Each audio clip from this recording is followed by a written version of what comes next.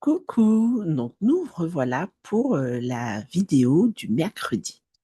Et j'ai envie de commencer cette vidéo en te disant encore une injonction, une de plus. Je suis sûre que tu l'as entendu. Qu'est-ce que tu fais cet été? Tu coupes tout et donc tu as tendance à culpabiliser ou est-ce que tu bosses à fond et du coup tu culpabilises envers ta famille? Moi, avant, ce que je faisais, c'est que j'étais tout le temps la tête dans le guidon. Et j'ai commencé au départ par couper une semaine. Et cette année, j'ai voulu encore, parce que du coup, je coupe tous les week-ends. Et cette année, je vais couper entièrement 15 jours. Ça va être le test. Et franchement, déjà, avoir un week-end où je ne vais pas du tout sur les réseaux sociaux, ça m'a changé la vie. Alors, je voudrais voir avec toi trois petits points. Déjà, premier point, pourquoi le tout ou rien, ça ne marche pas? En fait, le vrai problème, c'est pas que tu as un manque de discipline, c'est juste qu'en fait, tu n'as pas un système qui te soutient au quotidien. Ton système, ton organisation, c'est fait aussi bien pour quand tu es dans le rush que quand tu es dans le creux. Et quand ton organisation est faite pour toi, sur mesure, eh bien en fait, tout se passe bien et ta pause, tu l'as fait de façon sereine. Il y a zéro culpabilisé, tu profites à fond des moments sans te dire, mais punaise, j'ai oublié de poster, comment je fais? Non, tu es au top. Et cette croyance limitante que tu as de te dire que il faut absolument choisir, tout arrêter ou tout maintenir, c'est ça en fait qui fait que tu vas être épuisé, que tu vas même perdre de la motivation, tu vas plus avoir envie d'aller sur les réseaux sociaux.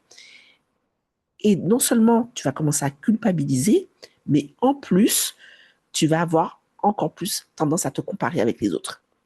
Mais un tel, qu'est-ce qu'elle fait? Elle s'arrête. Oh là là, punaise, et moi j'ai bossé tout l'été, etc. Ah mais moi je me suis arrêtée, oh, et elle a continué à bosser et elle a cartonné. En fait, ça n'a rien à voir. Tout est une question d'énergie.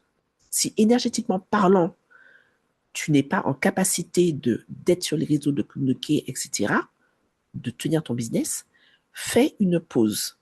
Parce que crois-moi sur parole, ça se ressent. Quand je regarde mon compte Instagram, que j'analyse mes données, je me rends compte que toutes les publications pour lesquelles j'ai fait il faut que je publie, l'impact a été beaucoup moins important que les publications que je fais avec le smile. Je te laisse étudier ça.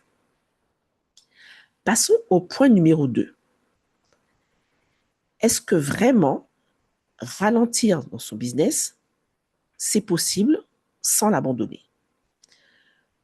Ce que je voudrais que tu comprennes, c'est que avant tout, avant même de te poser cette question, il faut que tu aies un process qui te permette que tout puisse tourner tout seul pendant que toi, tu prends une vraie pause. Est-ce que, à l'instant T, si je te pose la question, est-ce que tu peux me dire oui, Christine? Oui, Chris, j'accepte.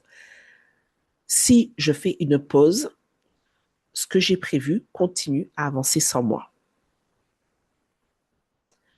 Un exemple concret, pour mon sommet du mois de mai, j'ai enchaîné au mois de mars-avril 3 décès en 10 jours.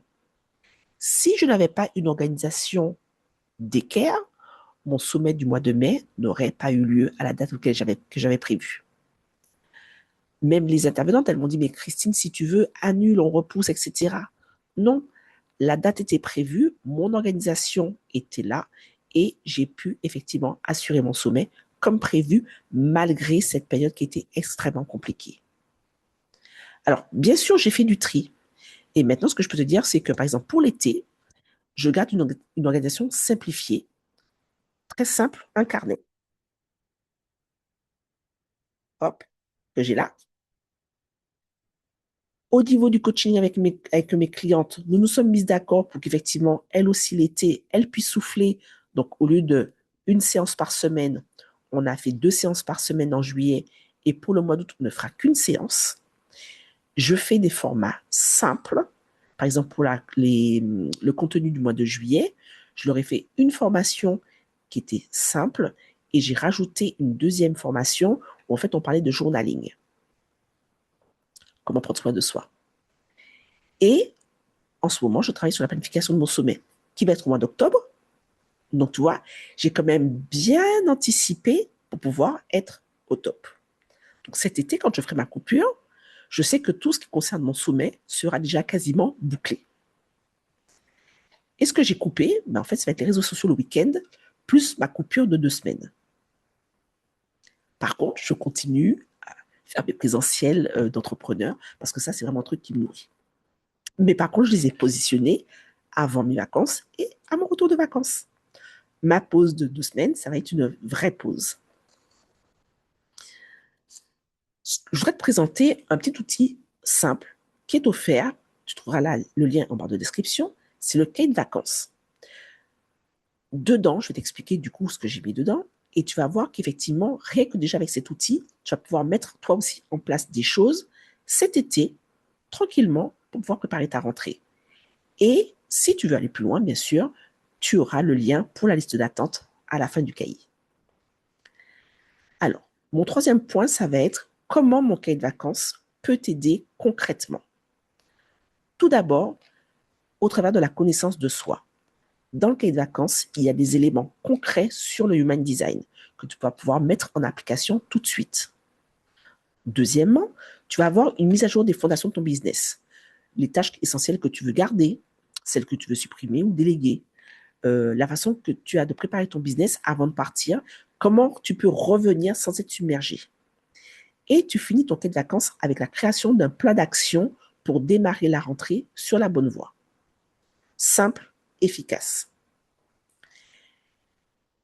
Comment l'utiliser? J'ai voulu quelque chose de léger. Donc, la page, c'est maximum 15 minutes. Pour celles qui sont fans de tirage de cartes, comme moi, oracle ou tarot, tu choisis, tu as une question à poser, tu fais ton tirage et après, tu fais un petit peu de journaling par rapport au tirage que tu as fait. Et bien sûr, le Human Design, comme tu le sais, c'est mon dada. Pour apprendre à se connaître, à vraiment se créer une organisation, un business sur mesure, le Human Design, c'est la vie.